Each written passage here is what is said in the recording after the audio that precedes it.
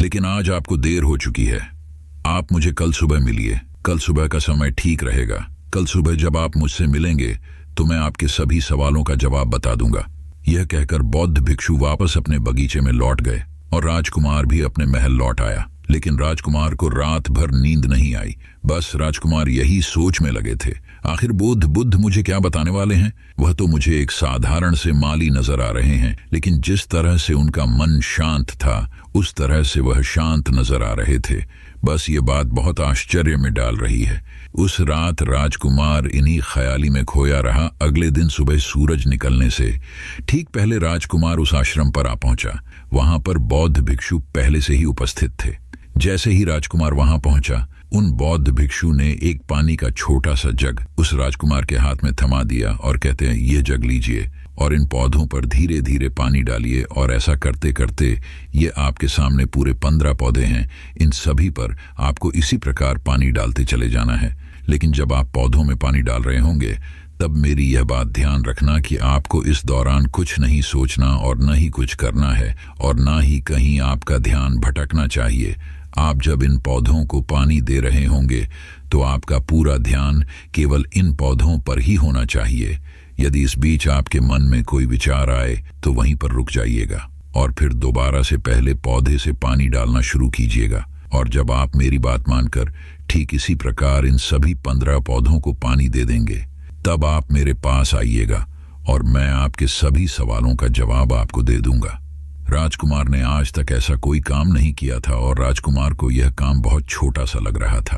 राजकुमार पहली बार ऐसा कोई काम करने जा रहे थे। उस पानी के जग से पहले पौधे पर बहुत ही ध्यानपूर्वक पानी दिया और फिर दूसरे पौधे की ओर आगे गए। दूसरे पौधे पर भी उसने ध्यानपूर्वक पानी दिया। फिर उन्होंने तीसरे पौधे पर पानी देना शुरू किया ही था कि उसके मन में तरह तरह के विचार उत्पन्न होने लगे। उसे अपने महल का बगीचा याद आने लगा जहां पर तरह तरह के फूल थे, तरह तरह के पौधे लगे हुए थे। तभी अचानक राजकुमार को उन बौद्ध भिक्षु की बात याद आ गई।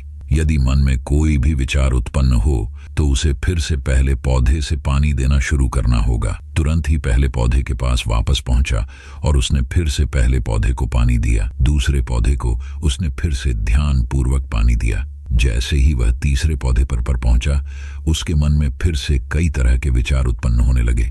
अब की बार यह सोच रहा था, पता नहीं मेरे बिना मेरे साम्राज्य में क्या हो रहा होगा। और अब की बार राजकुमार बहुत क्रोध में आने लगे। उसने सोचा कि आखिर में यह छोटा सा कार्य क्यों नहीं कर पा रहा हूं। राजकुमार ने इस बार बहुत ध्यान लगाकर पहले पौधे को पानी दिया और दूसरे पौधे को भी बहुत ध्यानपूर्वक पानी दिया। ऐसे करते करते अब की बार राजकुमार करीबन 5 पौधों में बहुत ही ध्यान से पानी दिया। लेकिन अब की बार जैसे ही उसने छठे पौधे पर पानी देना शुरू किया, तभी वह पानी को देखकर उसके मन में नदी के विचार उत्पन्न होने लगे। और राजकुमार अब बहुत परेशान हो चुका था, क्योंकि जितनी बार वह पौधों को पानी देने का प्रयास करता है, हर बार वह असफल हो जाता। उसका मन उतना ही ज्यादा व्याकुल होता जाता और वह खुद पर क्रोधित हो जाता है। राजकुमार यह बात बहुत अच्छी तरह से जानता था कि वह भिक्षु उसकी परीक्षा ले रहे हैं। वह बहुत बुद्धिमान है, इसीलिए राजकुमार ने भिक्षु के नियमों का पालन किया। राजकुमार जितनी बार भी कोशिश करता है, हर बार वह असफल हो जाता। उसका मन उतना ही ज्यादा व्याकुल होता जा रहा था। हमेशा खुद को किसी न किसी विचार में उलझा हुआ पाता। ऐसे ही करते करते सुबह से शाम का वक्त हो चुका था, लेकिन अब तक राजकुमार पूरे 15 पौधों में पानी नहीं दे पाया। और जब बौद्ध भिक्षु लौटकर शाम को वापस आश्रम लौटे तो उन्होंने देखा कि राजकुमार थक हार कर बैठा हुआ है और बहुत परेशान लग रहा है। तभी बौद्ध भिक्षु राजकुमार के पास पहुंचे और कहने लगे, हे राजकुमार, मैं तुम्हारी ईमानदारी से बहुत खुश हूं।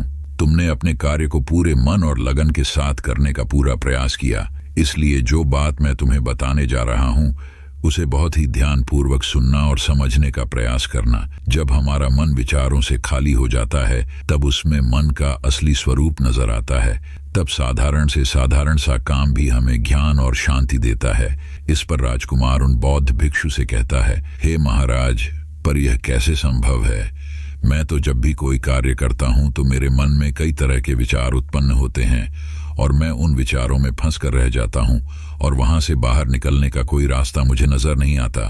तभी बौद्ध भिक्षु मुस्कुराने लगे और राजकुमार से कहते हैं, हे राजकुमार, तुम पौधों में पानी नहीं डाल रहे थे, तुम तो जल्दी जल्दी अपने इस कार्य को बस खत्म करना चाहते थे। तुम्हारे मन में तो यह विचार उत्पन्न हो रहा था कि तुम जल्दी से जल्दी इन 15 पौधों में पानी दे दो और उसके बाद तुम मुझसे मिल सको, मुझसे अपने प्रश्नों का उत्तर जान सको। किसी कारणवश यह कार्य तुम्हें बोझ सा प्रतीत हो रहा था, मानो मैंने तुम्हारे कंधों पर एक बोझ रख दिया हो, और यही कारण है कि तुम अपने आप को इस पल में रोक नहीं पाए। जब हमारे सामने रखा हुआ कार्य बोझ लगता है, हम उस काम को जल्द से जल्द बस जैसे तैसे खत्म करना चाहते हैं, और उस काम को करते समय हम अपना पूरा ध्यान उस कार्य पर नहीं दे पाते। किंतु अगर तुम इस पल के महत्व को समझ पाते, इसके महत्व को महत्व दे पाते और केवल पौधों और पानी पर ध्यान देते, तो तुम्हें कोई भी विचार परेशान नहीं कर पाते। इस पर राजकुमार कहता है, हे महाराज, मुझे आपकी यह बात समझ में आ रही है कि मैं जल्दी जल्दी इस कार्य को खत्म करके आपसे मिलना चाहता था, जिस कारण मेरा मन इस कार्य में पूरी तरह से नहीं लग सका। लेकिन यह एक पल है जो हम जी रहे हैं, उस पल में रहना बहुत कठिन है। क्या मुझे इसके लिए कोई कार्य करना होगा? इस पर बौद्ध भिक्षु एक बार फिर मुस्कुराने लगे और राजकुमार से कहते हैं, जिस शांत मन की तलाश तुम कर रहे हो, वह शांत मन तो पहले से ही मौजूद है, वह तो पहले से ही तुम्हारे भीतर है। इसके लिए तुम्हें कहीं भी जाने की कोई आवश्यकता नहीं है और ना ही तुम्हें कहीं शांत जगह जाने की आवश्यकता है। इसके लिए कुछ जरूरी बातें हैं। तुम अपनी बातों पर ध्यान लगाना सीखो। हम किस तरह से सांसें ले रहे हैं और किस तरह से त्याग रहे हैं, इस बात को देखने और समझने का प्रयास करें। तब तुम्हें यह समझ में आ जाएगा कि तुम्हारा शांत मन तो तुम्हारी सांसों के साथ ही बना हुआ है। उसके बाद तुम चाहो तो कोई भी कार्य करते वक्त भी अपनी सांसों पर ध्यान दे सकते हो। जब तुम कहीं चल रहे हो, कोई ऐसा कार्य कर रहे हो, तो तुम्हें अपनी सांसों पर ध्यान देना चाहिए, या कोई भी ऐसी क्रिया जो तुम्हें वर्तमान से बांधे रखें। इसका एक और तरीका है, 2-4 मिनट अपने आसपास की प्रकृति पर गौर करो। देखो कि क्या चल रहा है तुम्हारे आसपास, इससे तुम वर्तमान में आ जाओगे। फिर तुम उस कार्य को जल्दी जल्दी बस यूं ही खत्म नहीं करके उसे पूरे मन से करने का प्रयास करो, जिससे तुम्हारा मन एकाग्र होगा। और जब तुम्हारा मन एकाग्र होगा तो तुम चाहे कोई भी कार्य क्यों ना करो, फिर चाहे वह छोटा हो या बड़ा, तुम्हारा मन उसमें पूरी तरह से विलीन हो जाएगा और वह कार्य ही तुम्हें शांति और ज्ञान भी प्रदान करेगा। ऐसे समय पर हमारे मन में किसी प्रकार के कोई विचार उत्पन्न नहीं हो पाते, और जब हम ऐसा करते हैं तो और कर्म एक हो जाते हैं और हमारे भीतर की जो शांति है वह प्रकट होने लगती है। हम उसमें मग्न हो जाते हैं। इसे तुम चाहे तो आनंद कह सकते हो या फिर वर्तमान में जीना कह सकते हो, और यह अवस्था सरलता से प्राप्त भी कर सकते हो। बस तुम्हें केवल अभ्यास करना होगा। बौद्ध भिक्षु राजकुमार से कहते हैं, जो मन मुश्किलों में शांत रहता है, मुश्किलों से भागता नहीं है, केवल सचेत रहता है, वह मन हर परेशानी को पार कर सकता है, हर दुविधा से बाहर निकल सकता है। राजकुमार को उन बौद्ध भिक्षु की यह सारी बातें समझ में आ चुकी थीं। उसने उन बौद्ध भिक्षु को प्रणाम किया और वहां से वापस वह अपने राजमहल लौट आया।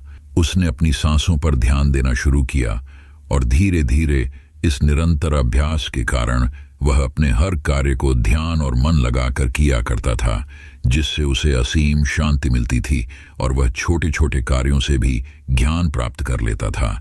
इसलिए दोस्तों, कभी किसी कार्य को बोझ मानकर मत कीजिए, क्योंकि यदि आप उसे बोझ मानेंगे तो जल्द से जल्द उसे आप अपने ऊपर से उतारने का प्रयास करेंगे, अर्थात उसे जल्दी जल्दी खत्म करने का प्रयास करेंगे।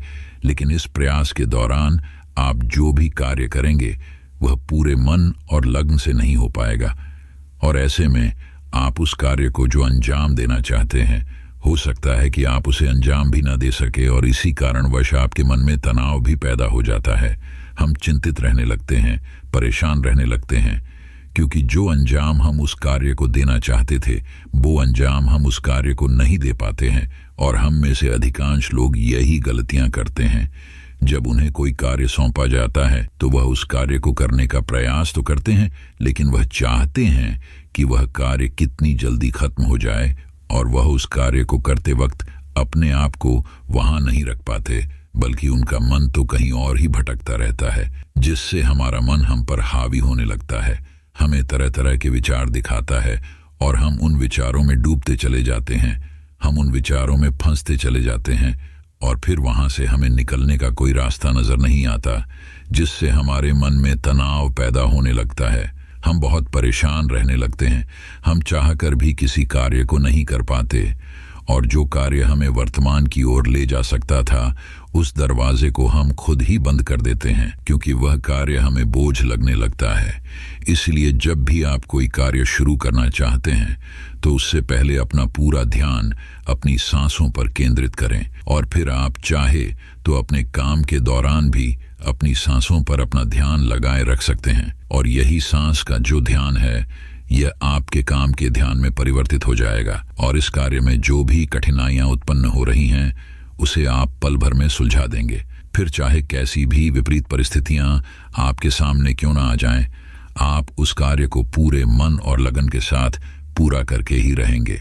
धन्यवाद दोस्तों। आपको इस गौतम बुद्ध की कहानी से क्या सीखने को मिला, कमेंट में अपनी राय जरूर देना और इस वीडियो को एक लाइक और हमारे इस चैनल डी इंस्पायर्ड को सब्सक्राइब जरूर करें।